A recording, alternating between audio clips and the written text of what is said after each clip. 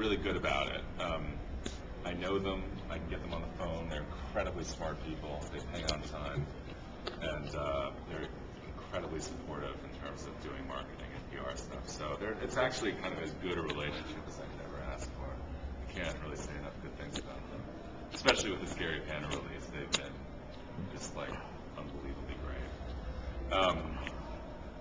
It is right now. Picturebox does a tremendous amount of business online. More than you would imagine. Same with the photo You probably do a lot too. I mean, you should know what the percentages are. Like, how much of it is online? How much of it is comics? Oh, I mean, in the last quarter, I would say, like, my last quarter, I just did the numbers. Our online sales are, they're a good deal. It's a good deal more than in stores. Wow. Wow. And how much of it is from Europe? His family. There's a fair amount from Europe, but it's from all over the place. And what it's taught me, it's interesting, is like that there's a whole audience out there not being served by stores. I think the future, I was telling Sammy this in a way, like, we do the best in stores like Sammy. It's like family. The idea of a store that sort of embraces, broadly speaking, kind of vision of culture or something, and DVDs and art books and a sort of curated vision, because independent bookstores are dying out and the chains are taking over. I think the only future is going to be in sort of personally curated little boutiques that people go to pluck out the thing they're interested in. I think those are the only. I think those are the only independent bookstores that are going to exist. They're going to be like sci-fi bookstores and noir bookstores. You know what I mean? Like specialized. It's all going to be specialized. And I think that's fine. Like, you know what I mean? Like, if you want to go and get. I mean, it's tricky. It's I've been interested to see. I just was picked up by. I distribute through a couple different record companies as well. So I go through Drag City in Chicago and Forced Exposure in Massachusetts, and then sometimes what's the place in San Francisco as well. So I try to get into record stores, bookstores, but it's tough. It's the toughest is comic stores. My diamond orders are like a disgrace to humanity.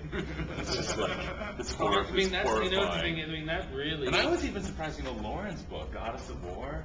I thought After Girl Stories, which really was a legitimate hit. But it probably wasn't a hit in comic book stores. It did okay. That's the thing that's so disheartening. It's like, at the only part, like. And stores don't care. I mean, no, I shouldn't say that. A lot of stores don't care. I've had a terrible time. I get a terrible time getting paid by a lot of them. Midtown Comics owed me $110 for 18 months. 18 months, Midtown Comics. Like they can fly in Jim Lee, but they can't pay me $110 fucking dollars.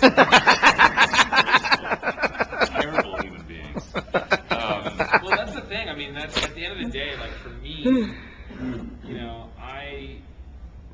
I came up like as a comics fan, like like my big interests growing up are comics, and even now comics is such a huge part of what the stuff I'm interested in.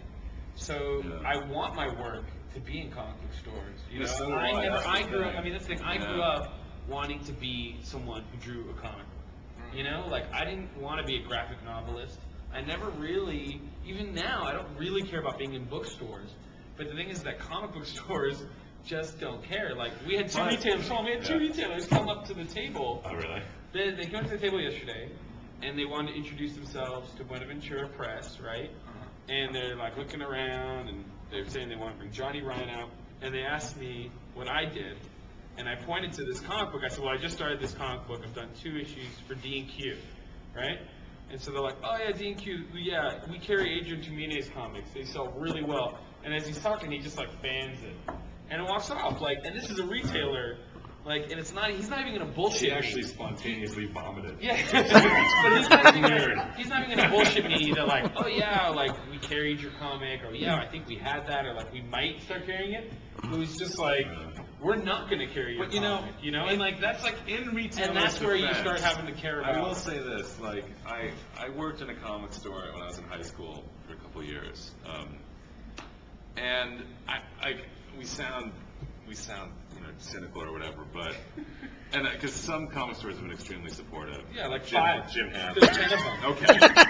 No, let's be real. No, you know, but I love think comic much, stores. but you I know? think the comic stores serve the customers. Yeah. And You're while right. we can all You're talk right. about like stores educating the customers and they should No, you're educate right. them, blah blah blah. You're totally The right. fact is that doesn't really work in any other medium. It's not like, you know, what record stores are trying to educate their customers. It's just that ultimately that's how retail is, and it's No, a you're drag, totally but right. It's Totally right. it's the customer's fault. Ultimately. I think what's particularly disheartening about comic stores, the vast majority of comic stores being limited in what they order, is that comic stores came into existence as in many ways as a response to getting comics on the comics rack. Right. Whereas you went to the comics rack, you might get your comics, and you might not get the comics, and they might skip a month.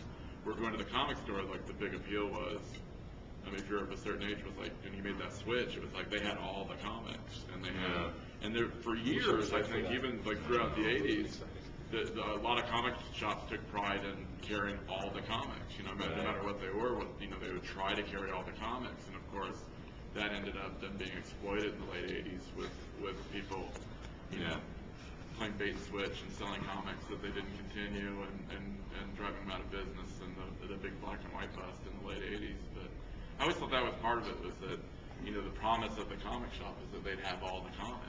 You know, it's the comic shop, you know, that's where I go to find all the comics. You know, and they really don't. That's the way the business is. I don't want to sound like I'm upset with retailers. I totally get what you're saying. You know, as a retailer, I understand that, you know. Yeah. But on the other hand, I'm like, within the shops that carry Adrian Chimene's comic, maybe the same person who reads Optic Nerve might want to read a stupid Golem comic. Yeah. Maybe. Or, you know, like, maybe. And it's Yeah. like, there's nowhere else I can send my comic book. Or Kevin's comic. Yeah, I mean, Yeah, that like, was true. It's Kevin's comic, tragic. there's in a nowhere way. else for it to go, you know? And, like, Yeah. we know That this. is the strange thing about comics, by the way. Holy shit, like, there's this whole medium, these pamphlets. They can only exist in stores that don't really want them. what the fuck? Why is that happening?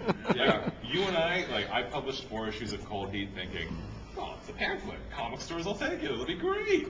I'm going to do it. I'm doing it. This is great. And there's nowhere else to put them. Like, I remember, like, Printed Matter, which is like a zine and artist bookstore in New York, did very well with it, actually. Like, but no bookstore will take it, you know, and rightfully so. I mean, they have nothing to do with it. So it's funny that we are obsessed with creating these things, these objects that can only exist in a hostile environment. I won't let go. You know, until DNQ will kick me off, like, I will do the pamphlets. You're like a dog, dude. Teeth on a bone.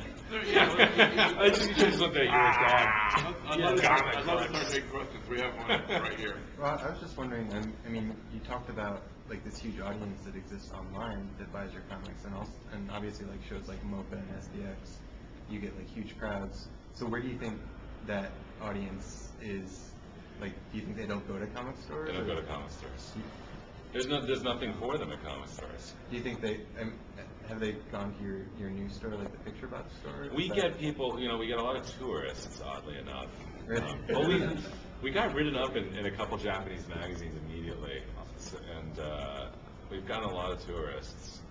And people come, yeah, but I would say that our audience, I mean, this is a function of our generation too. It's like, I probably do most of my shopping online, because what do? I work all the time, and then I go home, play with my dog.